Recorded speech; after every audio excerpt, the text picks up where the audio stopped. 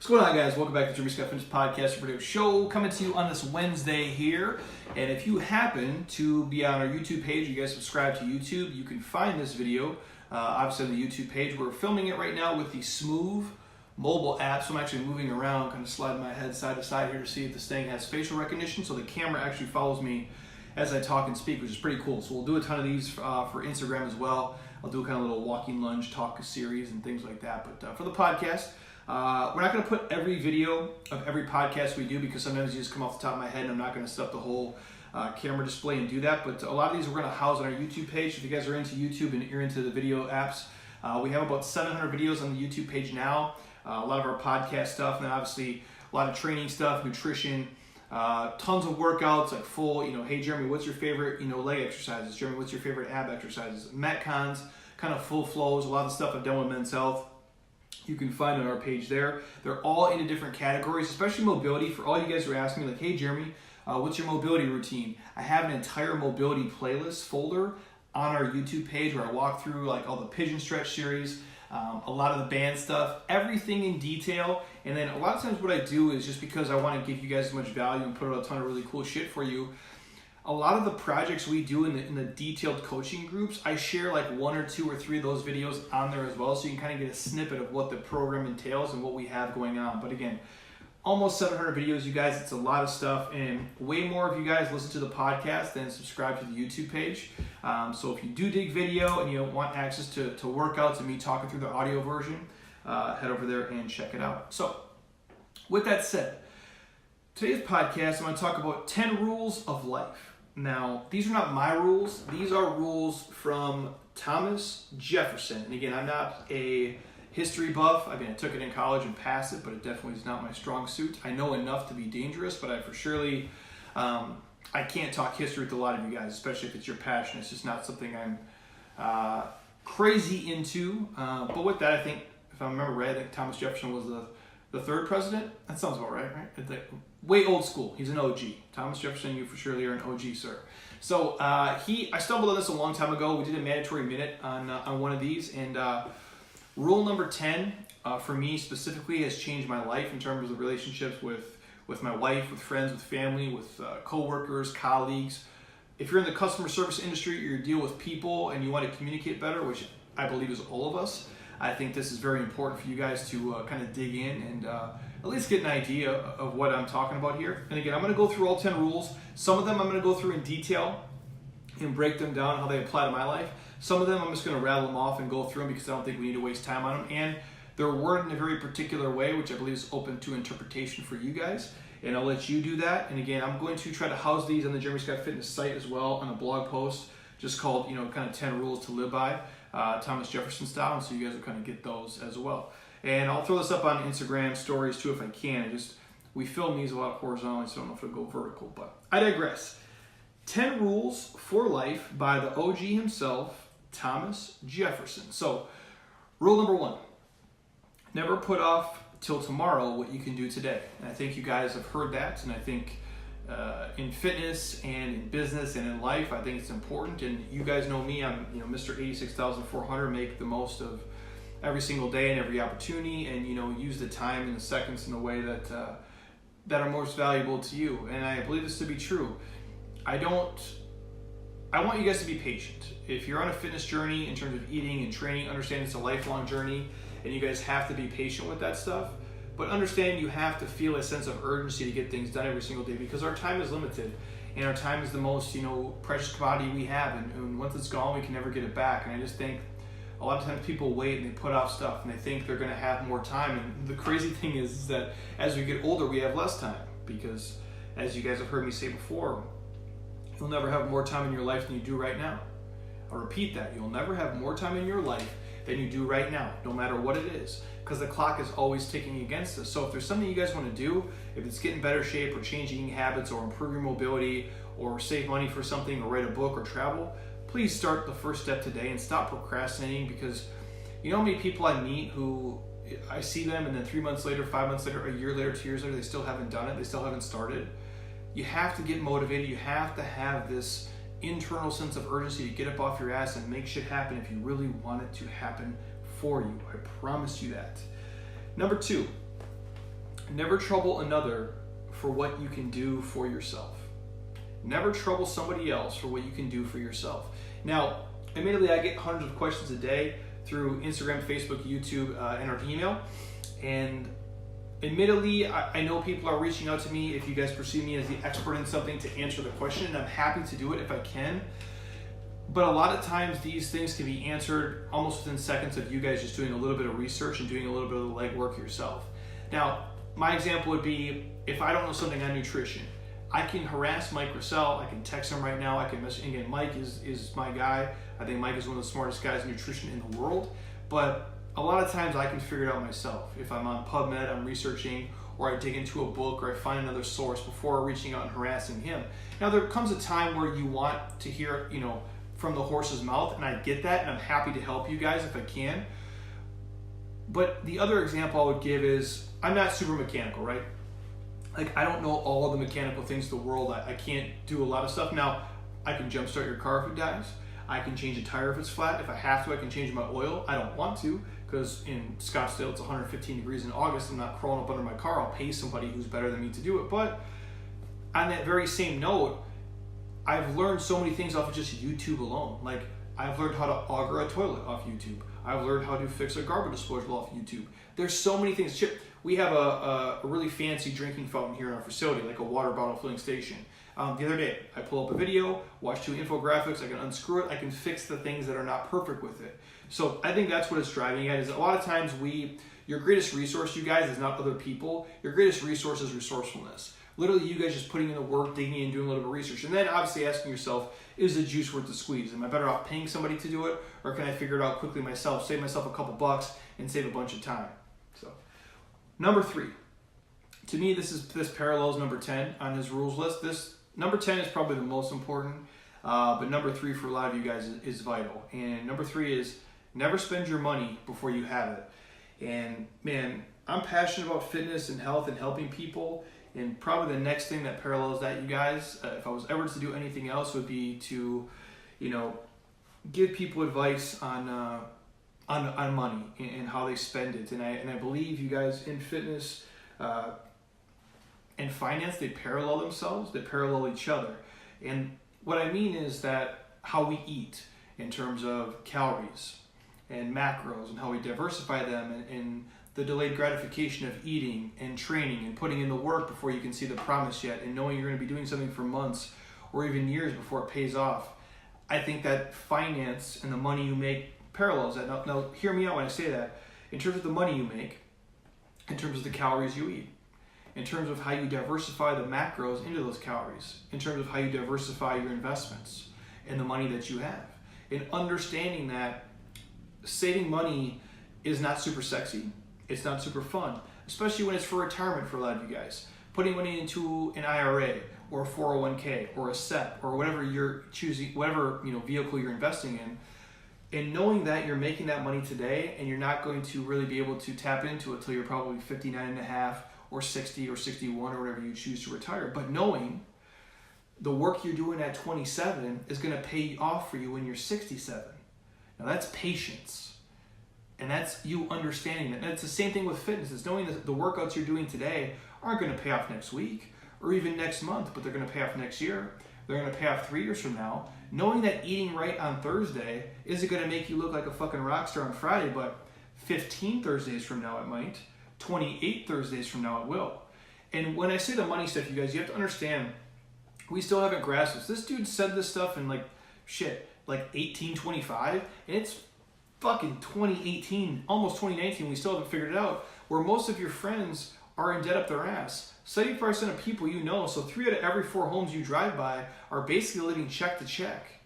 I mean, how crazy is that? If they don't get one check that comes in, they're in a panic mode and their life is going to change drastically. Now, as insane as that is, that's how Americans are living. Most people don't have $1,000 as like an emergency fund to fall back on. It's crazy to me, but yet we're spending money, we're racking up consumer debt in terms of credit cards and student loans and car loans and mortgages because we're spending money before we have it. Now, if Thomas Jefferson said that in 1825 and we're in almost 2019 and we still haven't figured it out, that's crazy to me. The same way we become massively overweight, The same way we become massively in debt. The same way that we get back into shape is the same way we get out of debt. I believe those two things mirror themselves, and I guess if I'm good at anything in life or I've mastered anything, it's the patience. I mean, be able to work my ass up, but the patience and the delayed gratification of stuff and understanding that me eating this way today and training this way today isn't going to make me look like a rock star right away, but over time it will. And me today putting money into my SEP account, me paying off any consumer debt that I would ever have, gets me out of debt. It buys me freedom. It buys me a sense of, accomplishment. I think fitness and finance parallel themselves. And again, you guys, take that with you. Don't spend money before you have it. And don't spend money you don't have. And again, I think we live too fancy nowadays anyway. A lot of you guys, if you're under the age of 32, you probably forgot that the world fucking melted in 2008 and people lost their homes and lost jobs, and it changed the scope of what's going on. A lot of people have recovered. Most people have, but some people haven't. And again, some people have also forgot it even happened. And they're back to doing their same stuff, financing everything, spending money before they have it, not thinking of themselves, 3 years from now, 5 years from now, 10 years from now. They're making choices at, 32 years old that they're still going to be paying for at 62 years old. And I think that's what we do in fitness too. We eat things and drink things and we don't think about our future self. And I said this on Instagram yesterday in a video, and I said in our coaching group, don't let the January you hate the December you.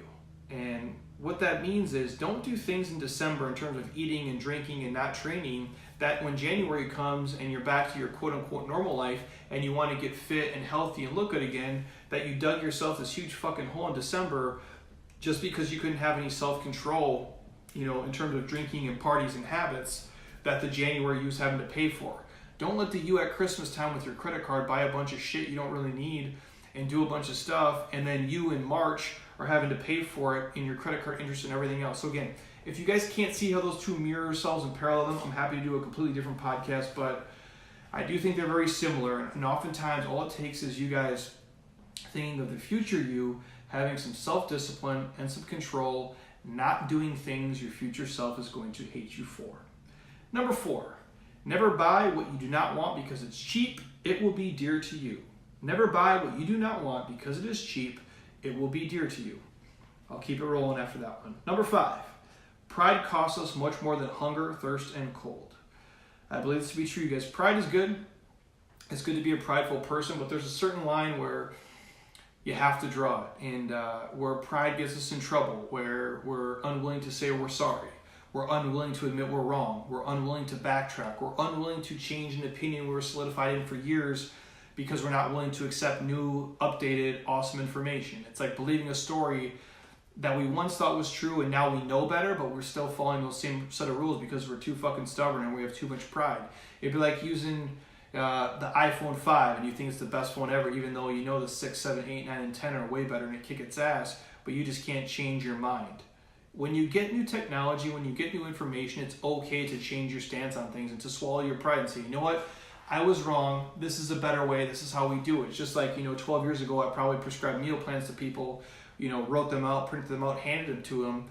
Now we know there's a better way to coach eating and training. There's a better way to train. I used to only do bodybuilding style stuff growing up because I thought that was the only way to be fit. And I love bodybuilding and I think it's great, but there's more efficient ways to be fit and to be more efficient with your time. And that's why we evolve as people. It's why we do different things. And swallowing our pride, I think, is great. And again, on that same note, I'll tie it back to finance. I think a lot of us are too prideful of, keeping up with the Joneses or trying to look fucking fancy and be amazing. It's like, if you'd be happier downsizing your house, then do it. If you'd be happier having more money and paying off your debts and not driving such an expensive car, then do it, you guys. Like, at the end of the day, the ROI is happiness. And sometimes that's us taking a punch in the face and be like, you know what, I was wrong, I fucked up, I'd be happier doing this. But a lot of times, people can't get out of their own way, man. And pride can be a great thing, but pride can also be the downfall of a lot of us. So, number 6, we never repent of having eaten too little. I'll say it again, number 6. We never repent for having eaten too little. And I believe this is true. I don't think there's ever been a day any of you guys went by, you've put in an amazing workout, you've crushed it, you've trained, you've done everything awesome, you've ate right, within macros, real food, you feel great, and then you wake up the next day and you're like, you know what? I'm pissed off that I trained so hard and I got a great workout in. I'm pissed off that I ate so well. I shouldn't have ate, so many green vegetables.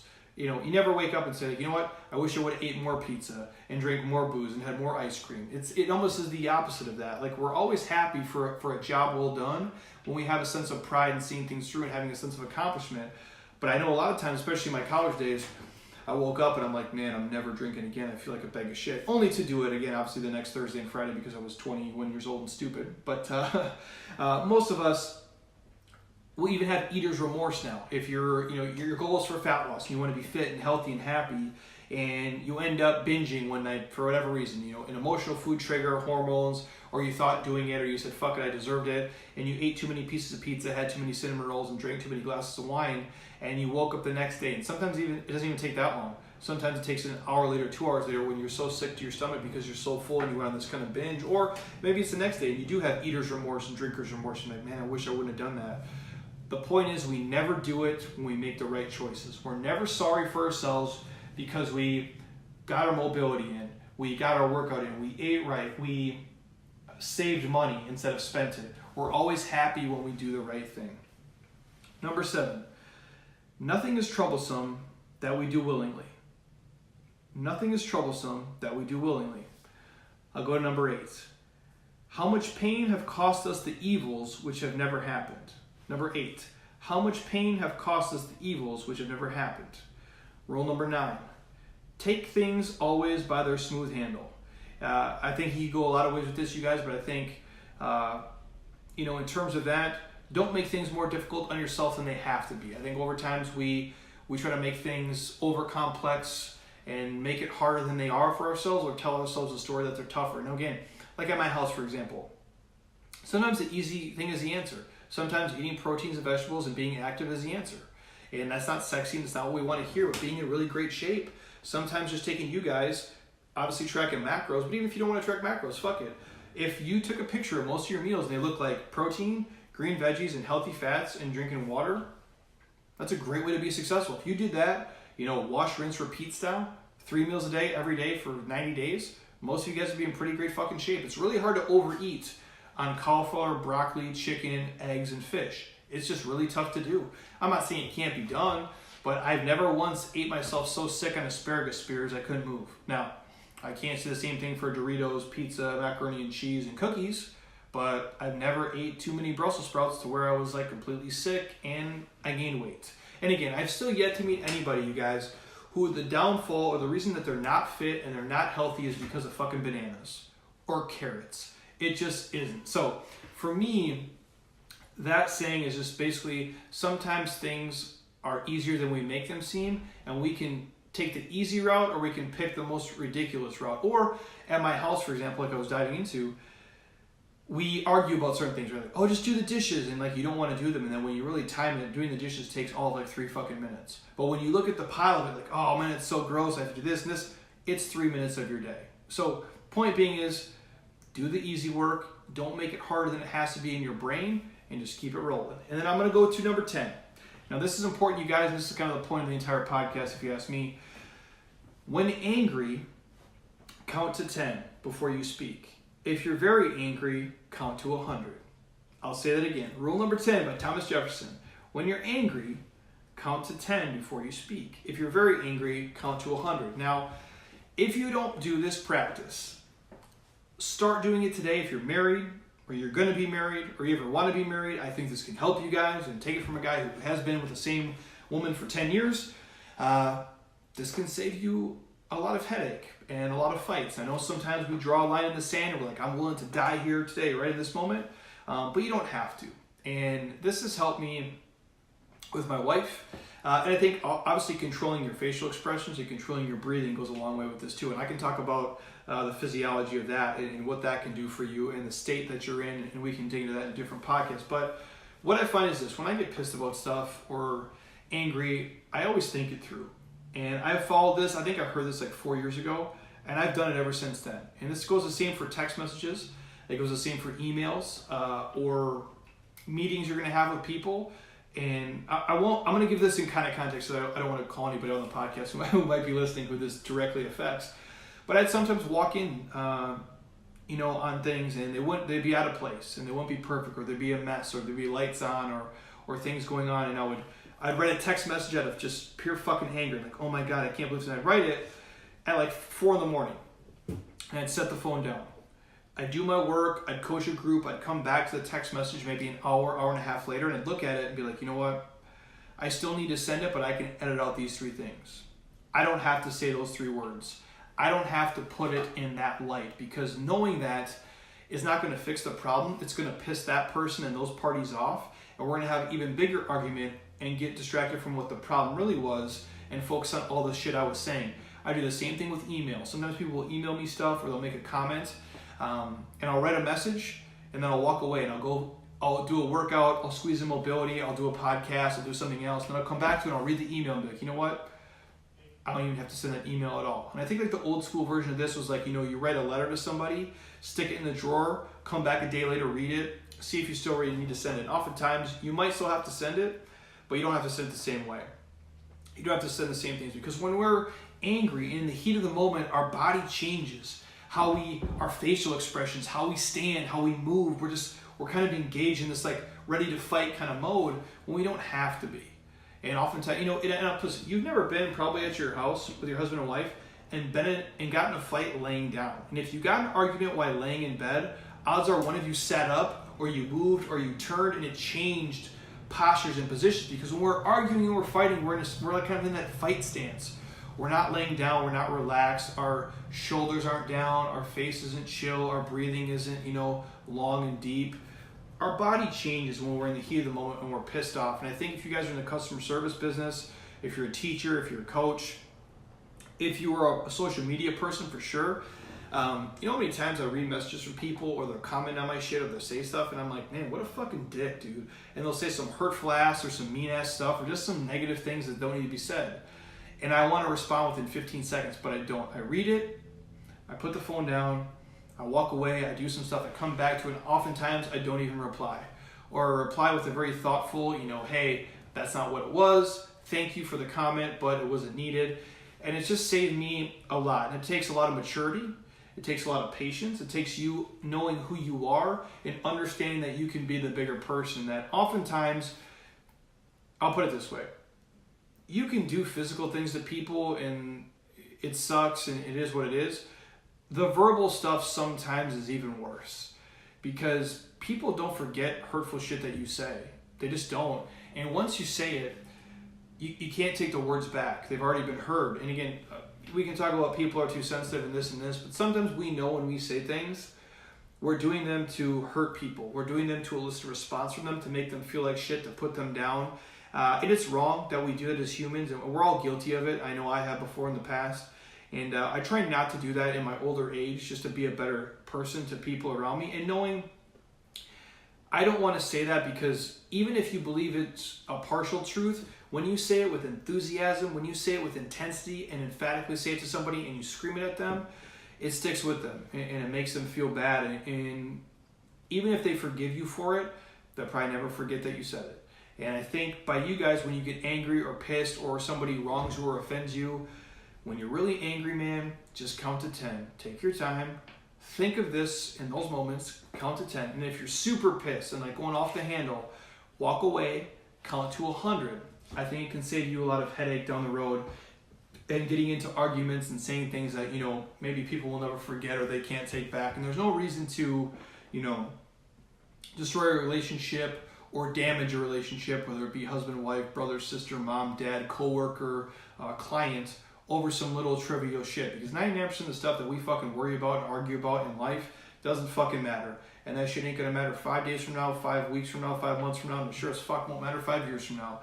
And I think you have to understand that, because we get wrapped up in our own little world by thinking all of our shit is so important and it has to be this and it has to be that. And I'm not saying our lives aren't important, you guys, but a lot of the stuff that we bicker, argue, and complain about really doesn't matter when it's all said and done. So those are Thomas Jefferson's kind of 10 rules for life and my take on them, and the ones that obviously I focus on and have helped me the most. You guys can pick and choose what you think is best for you, but again, all stuff that we know we should be doing, but just great reminders. And hopefully, if nothing else, I can help you guys kind of draw the lines and connect the parallels to life, whether it be fitness or finance or relationships or anything wrapped up in between. Because I think if you can be amazing at, 1 or 2 things in life in terms of habits, you can take a lot of those same skills and habits and transfer them to other areas of your life that you might be lacking in. It's just you making the mental connection to seeing that how they do mirror each other and how they do parallel one another can allow you to be, badass at all areas of your life and not just one thing. So, anything else you guys want to hear on the podcast, just ask. I'm happy to record it if I can speak on it for sure. I got a lot of stuff in the queue, a lot of guests coming on that we'll dig into more detail about. If you're on iTunes right now, if you have iTunes, if you have an Apple phone, you guys have a podcast app on there, pull it up right now. Stop. Don't be a lazy ass. Drop us a 5-star, leave a comment. If you have a MacBook or iPad, you can pull it up on there. And just let us know what you guys think of the podcast. I'd love to see it. Again, it keeps us going and rolling. Again, there's a ton of you guys, again, who aren't subscribed. Make sure you subscribe. If you think these can help anybody, in your circle, please share the podcast with them. Throw it up on your IG. Tag us in it. I love seeing that too. And I appreciate you guys for listening. It means a lot. And again, the podcast has become crazy popular, which is super cool. Didn't really think it would happen this way, but it has. Again, if you want to watch me ramble on, I'm on iTunes right now. Not iTunes. I'm on YouTube right now, moving around on my Smooth as this camera follows me. And hopefully it looks cool enough. And again, we'll be happy to keep recording these and anything else you guys want to see and hear. So until next time, eat well, train hard, be nice to people, and if you do get pissed, count to 10. And if you're really pissed, count to 100 before you reply back. So the last thing, you guys, as always, keep doing shit you love with people you enjoy because you know your life is too short not to. I'll talk to you guys soon. Peace.